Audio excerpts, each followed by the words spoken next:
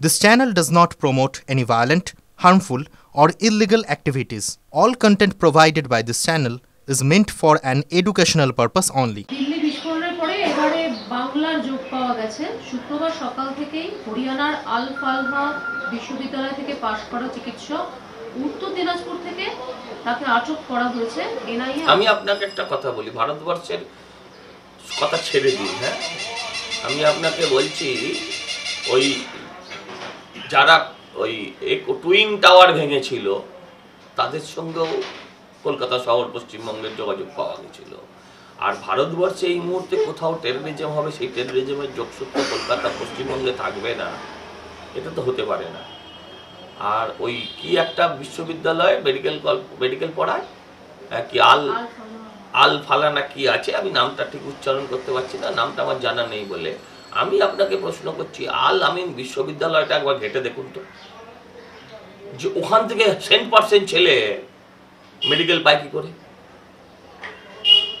সব সঠিক তথ্য প্রমাণ দিয়ে সামনে নিয়ে আসবো যে আল আমিন বিশ্ববিদ্যালয়ের ছেলেরা বা পড়ুয়ারা 100% মেডিকেল পায় কি করে, যেটা আর বড় বড় জায়গা থেকে পায় না। প্রধানমন্ত্রী বলেছেন গঙ্গা বিহার হয়ে বাংলায় যায়, তবে ফারাক্কা ব্যারেজ দিয়ে গঙ্গার বেশিরভাগ জল কেন্দ্র বাংলাদেশে পাঠায় জিহাদিদের কল্যাণে। ভাগীরথীর ফিডার ক্যানেলের মাধ্যমে নিয়ন্ত্রিত করে বাংলায় পাঠায়। ওই ক্যানেলের জলেই বিজেপি এবারও ডুববে। এটা কে বলেছে? সুখেন্দু শেখর পোস্ট করেছে। আচ্ছা, যাক, সুখেন্দু শেখর রায় অন্তত আবার তৃণমূলে স্বাভাবিকভাবে বিচরণ করছেন, দেখে ভালো লাগছে। ওনার অভিযোগ আর নেই অভয়া নিয়ে, অভয়ার জাস্টিস যেটা হয়েছে সেটাকে উনি স্বাভাবিক জাস্টিস মেনে নিয়েছেন। কিন্তু আমি একটা কথা বলি, মমতাদি তো বলেছেন বাঁধ ভেঙে দাও, বাঁধ ভেঙে দিলে তো আর বাংলাদেশ আর কোন কোন দেশে পাঠানোর কথা বলছিলেন কোথাও যাবে না। মমতাদি তো বলেছেন বাঁধ ভেঙে দাও, বাঁধ ভেঙে দাও। তার সঙ্গে আবার উনি বোধহয় মেঘনাথ সাহানা কাকে একটা আবার জুড়ে নিয়েছিলেন, সেটা আমার নামটা এক্ষুনি খেয়াল নেই। হ্যাঁ, যাই হোক, তো আমার বক্তব্য যেটা, যে সুখেন্দুবাবু এই সমস্ত কথাবার্তা বলে আলটিমেটলি লাভ হবে না। আপনি দুদিন আগে কি অভিযোগে কাঁদছিলেন, আপনাকে লালবাজার পুলিশ কেন ডেকেছিল, সেই লালবাজারের সমস্যা কিভাবে মেটালেন, বাংলার মানুষ সেটা জানতে চায়। আচ্ছা, কালকে যখন ডায়মন্ড হারবার এই বিজয় উৎসব পালন করতে গেছিলেন, ডায়মন্ড হারবার থেকে দিনহাটা রাজ্যের বিভিন্ন প্রান্তে যখন এই বিজয় উৎসব পালন করছেন বিজেপি কর্মীরা, তখন শাসক দলের আক্রান্ত হয়েছেন। 6 মাসের মধ্যেই সব ঘটনার বদলা, 6 মাসের মধ্যে।